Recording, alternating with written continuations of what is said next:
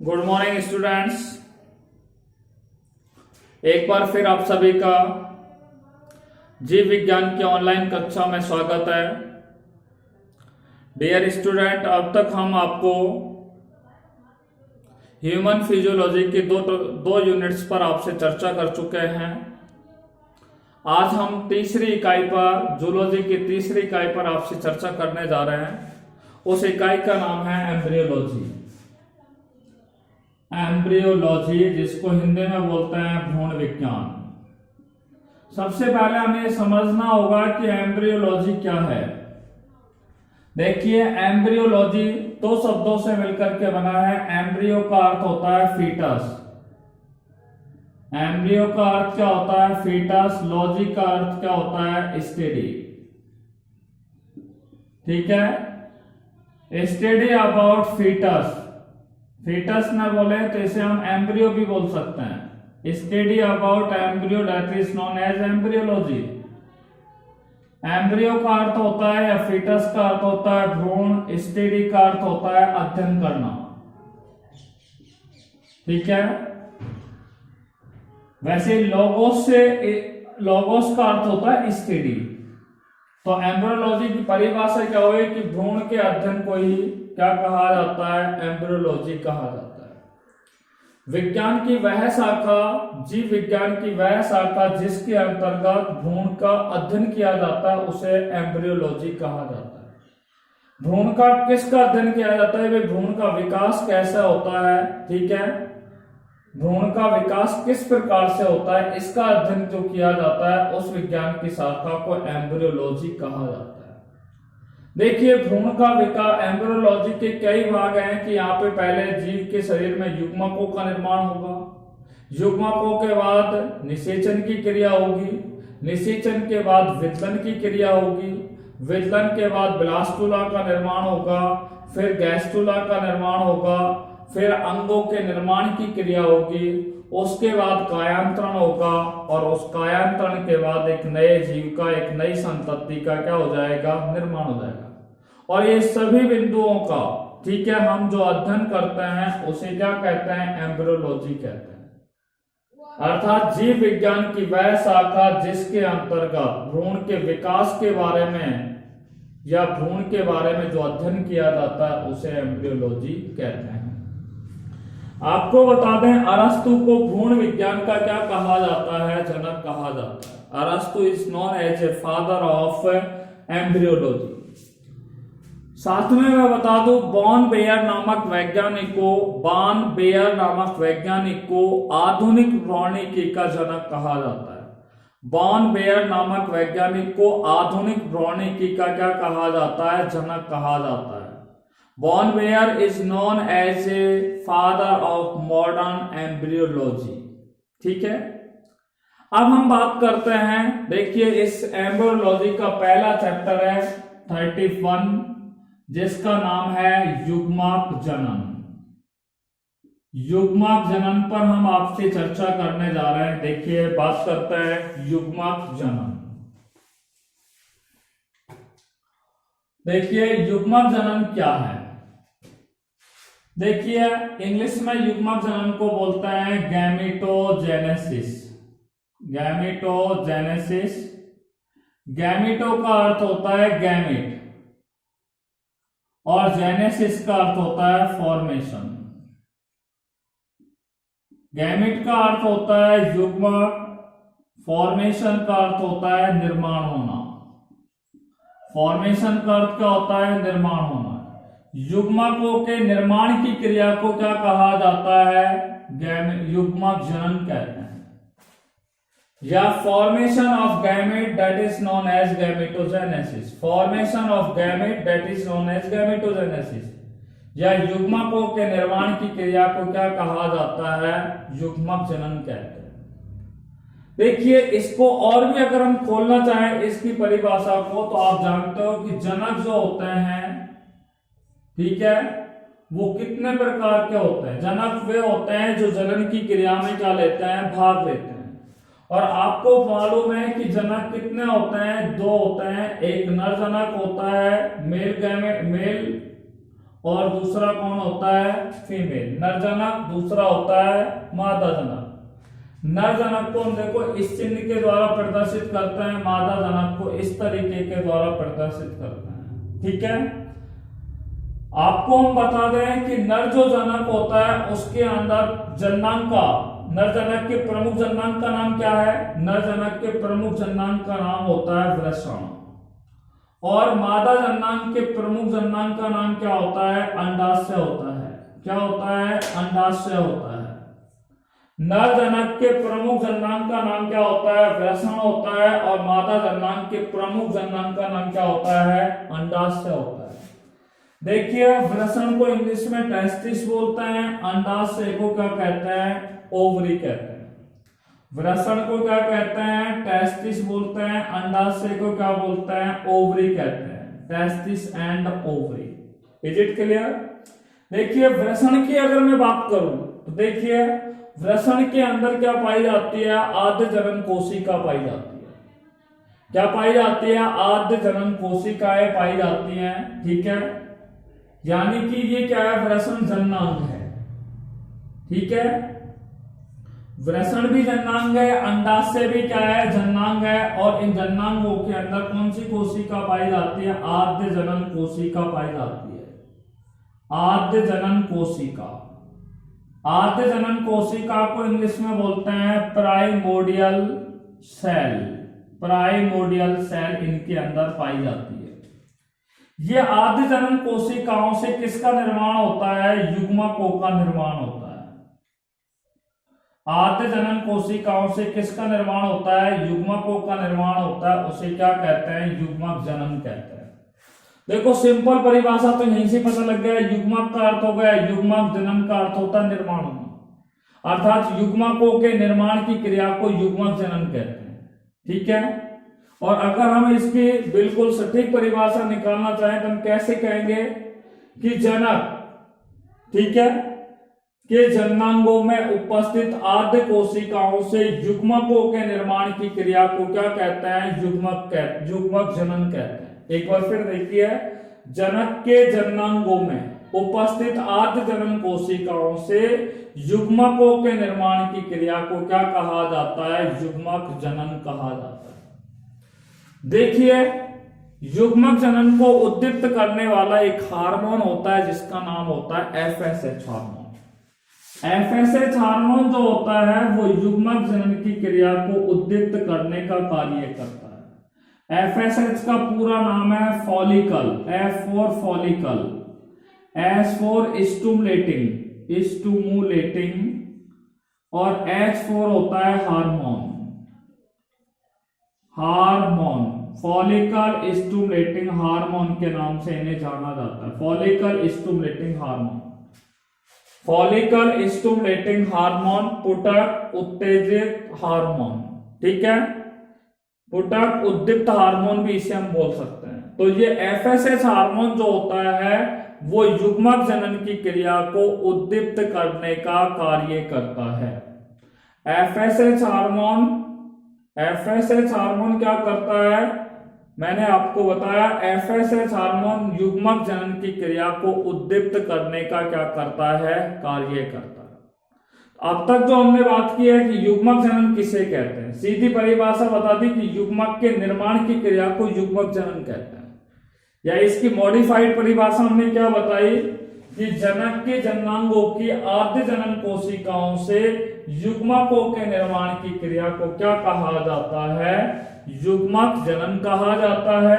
और युग्मक जनन फॉलिकल स्टिमुलेटिंग हार्मोन के द्वारा उद्दीप्त होता है।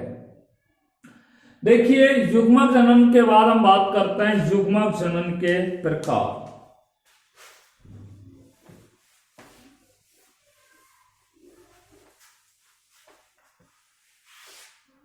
देखिए, युग्मक जनन के प्रकार, type of gametogenesis, type of gametogenesis.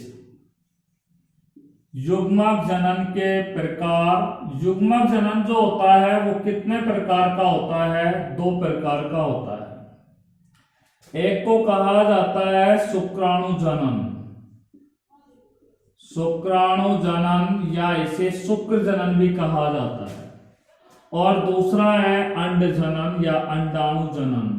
ठीक है, शुक्राणु जनन को इंग्लिश में बोलते हैं स्पर्मेटोजेनेसिस।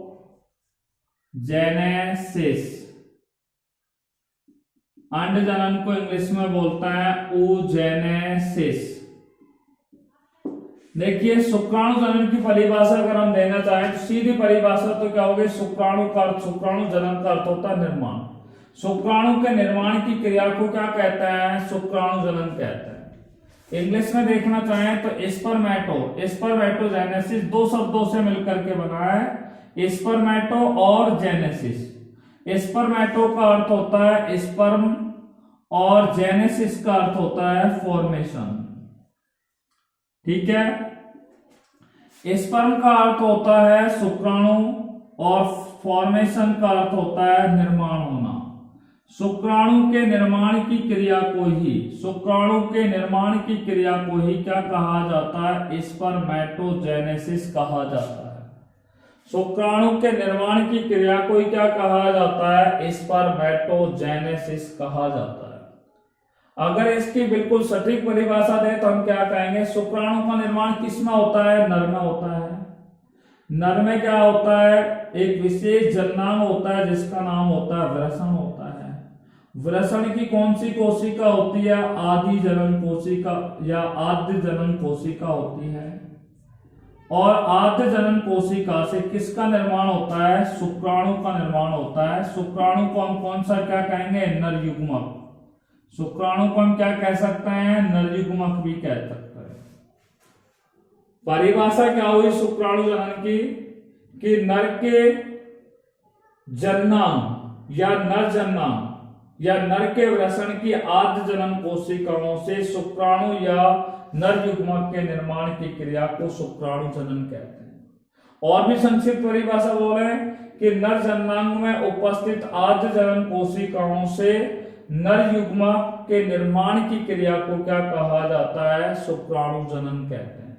नर युग्मक अगर हम बोले तो आप समझ जाना कि शुक्राणु की बात करें, और शुक्राणु बोले तो आप समझ जाना नर युग्मक कह रहे हैं। ठीक है, तो नर के वृषण, ध्यान से सुनना, नर के वृषण की आद्य जनन कोशिकाओं से शुक्राणु के या नर युग्मक के निर्माण की क्रिया को शुक्राणु जनन कहते हैं, या नर जननांग की आद्य जनन कोशिकाओं से शुक्राणु के निर्माण की क्रिया को शुक्राणु जनन कहा जाता है। अब बात करते हैं अंड जनन। देखो, अंड जनन, अंड का मतलब होता है अंडाणु, जनन का मतलब निर्माण होना। अंडाणु के निर्माण की क्रिया को ही क्या कहा जाता है, अंड जनन कहा जाता है। अंडाणु के निर्माण की क्रिया को ही क्या कहा जाता है, अंड जनन कहा जाता है। अब देखिए अंड जनन यहाँ पे कैसे होता है। इंग्लिश में परिभाषा, ऊ का अर्थ होता है एग और जेनेसिस का अर्थ होता है फॉर्मेशन। एग का अर्थ होता है अंडा और फॉर्मेशन का अर्थ होता है निर्माण होना। अंडे के निर्माण की क्रिया को ही क्या कहा जाता है, अंड जनन कहते हैं। अंडे के निर्माण की क्रिया को ही क्या कहा जाता है, अंड जनन कहा जाता है। अब अंडे का निर्माण आपको पता है किसमें होता है, मादाओं में होता है। और मादाओं का प्रमुख जननांग का नाम क्या है, मादा के शरीर के अंदर एक मुख्य जननांग पाया जाता है, उस जननांग का नाम होता है अंडाशय, जिसको इंग्लिश में बोलते हैं हम ओवरी। और अंडाशय जो होता है, इसके बारे में मैं आपको बता दूं, अंडाशय जो होता है इसके अंदर भी क्या पाई जाती है, आद्य जनन कोशिका पाई जाती है। आद्य जनन कोशिका पाई जाती है। और इन्हीं आद्य जनन कोशिकाओं से किसका निर्माण होता है, अंडे का निर्माण होता है। जिस क्रिया को कौन सी क्रिया कहते हैं, अंड जनन की क्रिया कहते हैं। कौन सी क्रिया कहते हैं, अंड जनन की क्रिया कहते हैं। तो अंड जनन की परिभाषा क्या हुई कि मादा के अंडाशय में उपस्थित आद्य जनन कोशिकाओं से अंडे के निर्माण की क्रिया को ही अंड जनन कहते हैं। और भी और संक्षिप्त परिभाषा देना चाहे सके कि मादा जननांग में उपस्थित आद्य जनन कोशिकाओं से अंडे के निर्माण की क्रिया को अंड जनन कहते हैं। और अंडा अगर शब्द लें, अंडाणु भी बोल सकते हैं इसे, तो इसे हम मादा युग्मक भी कहते हैं। अंडा को क्या कहते हैं? मादा युग्मक भी कहते हैं। जैसे शुक्राणु को नर युग्मक कहते हैं, ऐसे ही अंडे को भी क्या कहा जाता है? मादा युग्मक कहा जाता है। क्लियर बात समझ में आ गई होगी। तो मादा के अंडाशय की आद्य कोशिकाओं से अंडे के निर्माण की क्रिया को अंडजनन कहते हैं, या मादा जननांग की आद्य कोशिका से अंडे के निर्माण की क्रिया को क्या कहा जाता है? अंडजनन कहा जाता है। ठीक है, देखिए अब नेक्स्ट टॉपिक पे हम बात कर रहे हैं, ध्यान से सुनिएगा कि शुक्राणु जनन पर हम आपसे बात करने जा रहे हैं। ठीक है, आपको बता दो शुक्राणु जनन की जो क्रिया होती है वो 74 दिवस में क्या होती है? पूर्ण होती है। शुक्राणु जनन की क्रिया जो होती है वो 74 दिवस में क्या होती है? पूर्ण होती है। ठीक है, देखिए बात करते हैं शुक्राणु जनन।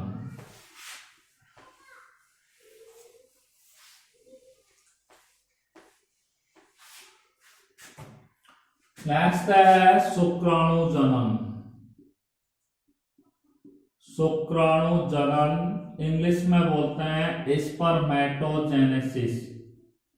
स्पर्मेटोजेनेसिस परिभाषा में आपको एक बार फिर रिपीट कर रहे हैं कि नर जननांग की आद्य कोशिकाओं से नर युग्मक के निर्माण की क्रिया को शुक्राणु जनन कहते हैं, या नर जननांग की आद्य कोशिकाओं से शुक्राणुओं के निर्माण की क्रिया को क्या कहा जाता है? शुक्राणु जनन कहा जाता है।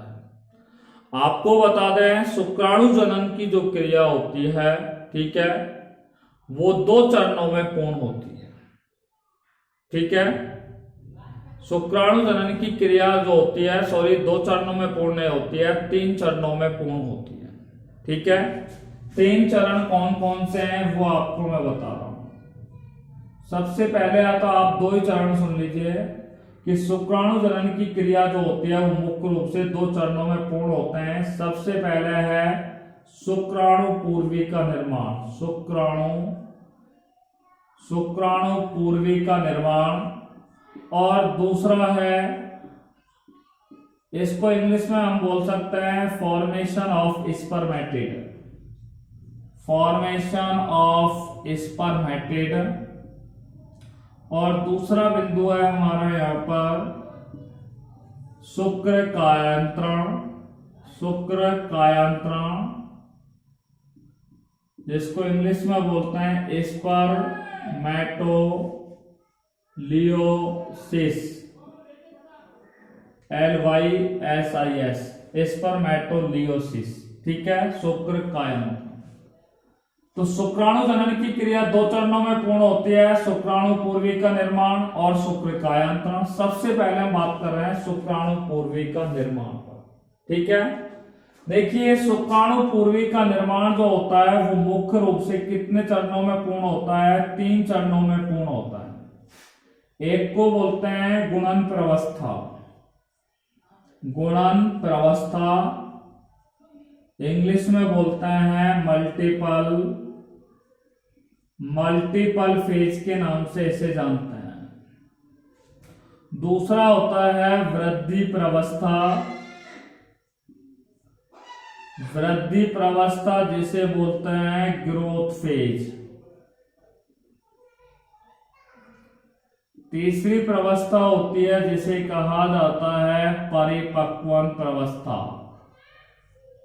परिपक्वन प्रवस्था हिंदी में बोलते हैं, इंग्लिश में बोलते हैं मैचुरेशन फेज। Maturation phase. देखिए सबसे पहले हम बात करने जा रहे हैं गुणन प्रवस्था के बारे में। देखिए मानव नर जो मनुष्य होता है, ठीक है, या जो नर होता है उसके अंदर प्रमुख जननांग कौन होता है? वृषण होता है। वृषण के अंदर कौन सी कोशिकाएं पाई जाती है? आद्य जनन कोशिका पाई जाती है। ठीक है, और ये आद्य जनन कोशिका क्या होती है? विभेदित होती है। आद्य जनन कोशिकाएं जब विभेदित होती हैं तो शुक्राणु मात्र कोशिका का निर्माण होता है। शुक्राणु मात्र कोशिका का निर्माण होता है, या हम कह सकते हैं आद्य जनन कोशिकाओं में जब विभेदन होता है तो पुंजन कोशिकाओं का निर्माण होता है। पुंजन कोशिकाओं का निर्माण होता है, या हम कह सकते हैं क्या आद्य जनन कोशिकाओं में जब विभेदन की क्रिया होती है तो कौन सी कोशिका का निर्माण होता है? स्पर्मेटोगोनिया की कोशिका का निर्माण होता है। स्पर्मेटोगोनिया, मैं लिख रहा हूं इंग्लिश में, स्पर्मेटोगोनिया की कोशिकाओं का निर्माण होता है। और ये सभी कोशिकाएं कैसी होती है? द्विगुणित होती है। ये कोशिकाएं कैसी होती है? द्विगुणित होती है। देखिए मैंने ये द्विगुणित कोशिका है जिसको बोलते हैं आद्य जनन कोशिका। आद्य जनन कोशिका विभेदित हुई और विभेदित होने के पश्चात, ठीक है, किसका निर्माण हुआ? स्पर्मेटोगोनिया का, या पुंजन कोशिकाओं का, या शुक्राणु मात्र कोशिकाओं का निर्माण हुआ। और ये आद्य जनन कोशिकाओं में क्या होता है? निरंतर समसूत्री विभाजन होता है। आद्य जनन कोशिकाओं में निरंतर जब समसूत्री विभाजन होगा, यानी कि स्पर्मेटोगोनिया की कोशिकाओं में, तो ये देखिए अनेक स्पर्मेटोगोनिया की कोशिकाओं का क्या हो जाता है? निर्माण हो जाता है। अनेक स्पर्मेटोगोनिया की कोशिकाओं का निर्माण हो जाता है। और ये यहां से लेकर के यहां तक की जो प्रवस्था कहलाएगी, इसे कौन सी प्रवस्था कहते हैं? गुणन प्रवस्था कहते हैं। कौन सी प्रवस्था कहते हैं? गुणन प्रवस्था कहते हैं। ठीक है, तो आपको पता लग गया है कि मानव के अंदर शुक्राणु का निर्माण जो होता है वो 2 चरणों में पूर्ण होता है। शुक्राणु पूर्वी का निर्माण, नंबर 2 शुक्र कायांतरण। शुक्राणु पूर्वी का जो निर्माण होता है वो मैंने आपको बताया कितने चरणों में पूर्ण होता है? 3 चरणों में पूर्ण होता है। नंबर 1 गुणन प्रवस्था, नंबर 2 वृद्धि प्रवस्था, नंबर 3 परिपक्वन प्रवस्था। गुणन प्रवस्था में हमने बात की थी कि जो नर मनुष्य होता है या नर होता है उसमें प्रमुख जननांग का नाम वृषण होता है। वृषण के अंदर आद्य जनन कोशिका पाई जाती है। आद्य जनन कोशिकाओं में जब विभेदन होता है तो शुक्राणु मात्र कोशिका या पुंजन कोशिका या स्पर्मेटोगोनिया की कोशिकाओं का निर्माण होता है। ये स्पर्मेटोगोनिया की कोशिकाएं कैसी होती है? द्विगुणित होती है। तो ये क्या है? प्राइमोडियल सेल हो गई, मैंने लिख दिया है शॉर्ट में पीएमसी। और ये इनमें क्या होता है? निरंतर समसूत्री विभाजन हुआ है।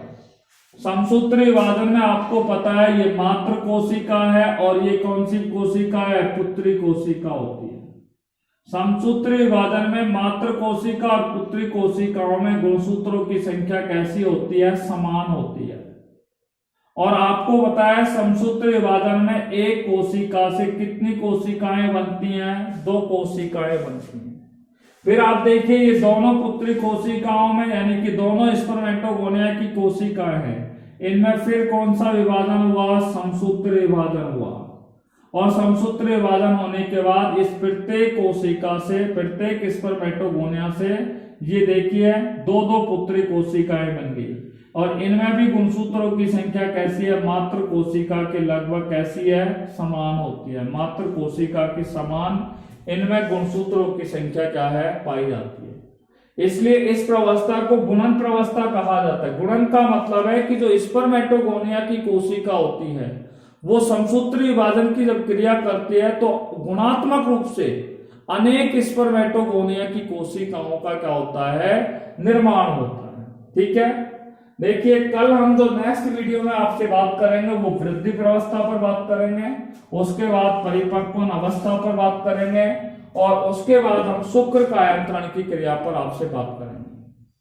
ठीक है, और शुक्र कायांतरण के बाद शुक्र रूपांतरण पर बात करेंगे और शुक्र रूपांतरण के बाद शुक्राणु की संरचना पर बात करेंगे। उसके पश्चात ये हमारा टॉपिक क्या हो जाएगा? समाप्त हो जाएगा। उसके बाद हम आपसे युग्मक जनन का दूसरा प्रकार है जिसे अंड जनन कहते हैं। उस अंड जनन पर आपसे क्या करेंगे, बात करेंगे। बोर्ड एग्जाम के लिहाज से ये सवाल कई बार पूछा जाता है कि शुक्राणु जनन की क्रिया को आरेख चित्र के द्वारा समझाइए। या तो ये सवाल पूछा जाता है या फिर दूसरा सवाल पूछा जाता है अंड जनन की क्रिया को आरेख चित्र के द्वारा समझाइए। या फिर तीसरा सवाल ये पूछा जाता है शुक्राणु जनन और अंड जनन में क्या अंतर है। या ये भी सवाल नहीं पूछा जाता है तो कई बार शुक्राणु की संरचना का नामांकित चित्र बनाकर वर्णन करो, या फिर अंडाणु की संरचना का नामांकित चित्र बना करके वर्णन करो। ठीक है, तो इस चैप्टर में हम इन सभी बिंदुओं पर आपसे चर्चा करने वाले हैं। Till then take care bye corona, be safe, be happy, thanks very much.